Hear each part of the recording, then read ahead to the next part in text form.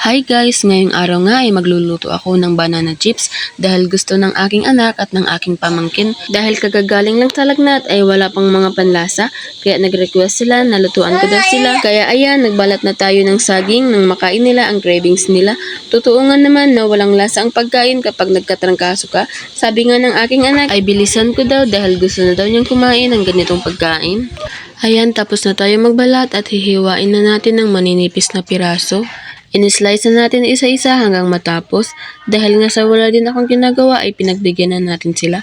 For the content nga lamang ito pero nakaka-enjoy din. Nagpainit na tayo ng mantika para masimulan na nating lutuin.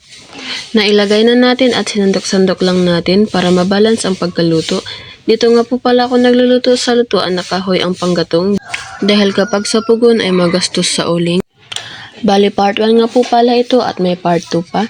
Dahil sa sobrang haba ng video ay di kayang pagkasahin sa isang video lamang.